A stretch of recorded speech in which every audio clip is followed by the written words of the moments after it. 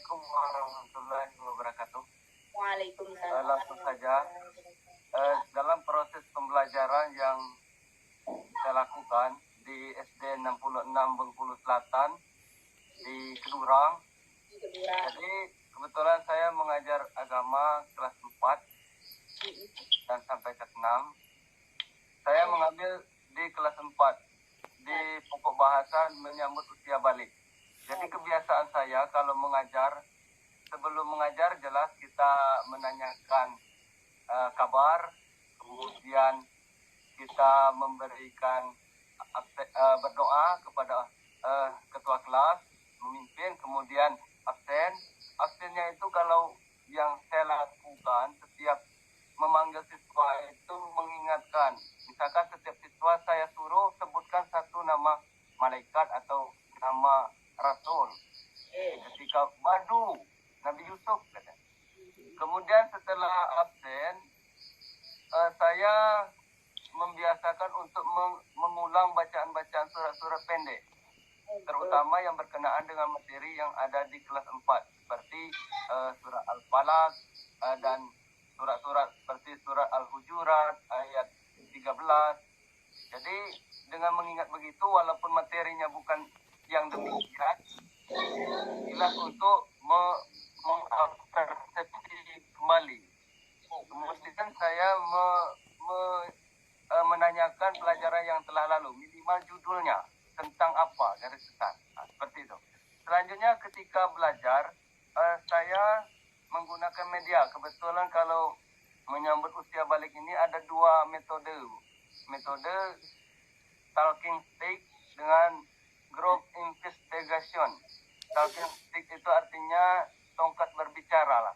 Kalau ketika kita beri tongkat, anak itu harus berani menjelaskan. Sedangkan group investigation itu kelompok. Jadi di tengah penyampaian saya sering memberikan ice breaking supaya anak tidak ngantuk.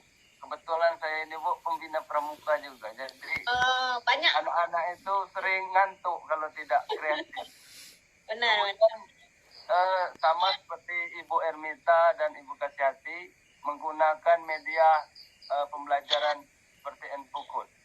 Apalagi yang berkenaan dengan usia balik ini sangat butuh untuk gambar-gambar yang demikian. Selanjutnya di pembelajaran yang saya tekankan itu keaktifan siswa. Keaktifan siswa, bagaimana siswa itu memperhatikan kita minimal. Kemudian setelah proses belajar, kembali kita ke metode, saya beri kesempatan untuk memahami, kemudian tutup buku, ambil tongkat, jelaskan apa yang telah saya sampaikan dan apa telah dibaca di buku. Dengan demikian mereka aktif untuk menjawab ketika memegang tongkat tersebut. Dan di sisi evaluasi, saya lebih memfokuskan yang penting anak itu bekerja. Masalah benar dan salah itu namanya proses. Dan setelah belajar, biasanya kalau saya jam terakhir setelah berdoa, kemudian merefleksi apakah senang dengan pelajaran ini dan menyimpulkan dan memberi tugas tersebut. Setelah pulang, saya memberikan kesempatan siapa yang bisa terhadap materi yang disampaikan pulang duluan atau istirahat duluan. Jadi saya lihat hasilnya sangat memotivasi Bu. Jadi itu kalau yang saya jalankan untuk saat ini. Yang jelas kalau penerapan P5 saya berfokus pada pembinaan berakhlak mulia, salah satu dari P5 itu. Setiap hari Sabtu kami di luar jam pelajaran saya membimbing seluruh siswa untuk kegiatan keagamaan di bawah jam 7:30. Itu kalau mau lihat di Facebook Pendidikan Nasi Agung. Itu sudah aktif dan pramuka juga penanaman ke P5-nya kebenekaan mandiri gotong royong saya terapkan di kepramukaan. Jadi itu sangat berpengaruh besar terhadap kemampuan dan pengetahuan anak murid. Jadi itu saja Bu, metode yang saya jalani selama ini. Saya lebih mengutamakan akhlak. Jadi bagaimana anak ini mempunyai akhlak yang baik. Dan untuk tulisannya ini Bu. Ya, tulisannya tadi lupa. Ini. Ustadz, wah bagus, rapi sekali. Terima kasih. Ya. Assalamualaikum warahmatullahi wabarakatuh. Waalaikumsalam warahmatullahi wabarakatuh. Sudah berapa lama Ustadz? Apa Bu? Ngajar? Heeh. Dari 2012 Bu. Oh, 2012 ya. Ya Bu. Terima kasih. Nah, udah ASN, PNS, P3K? Sudah ASN Bu. Betulan diangkat 2019. 2019. Luar biasa ya. Mudah lanjut saya. Amin. Ayo. Bu, terima kasih Bu. Ya. Jadi masalah yang ditemui untuk saat ini Bu, kalau terkhusus di sekolah yang saya tempati, sangat minimnya kemampuan siswa dalam baca Al-Quran.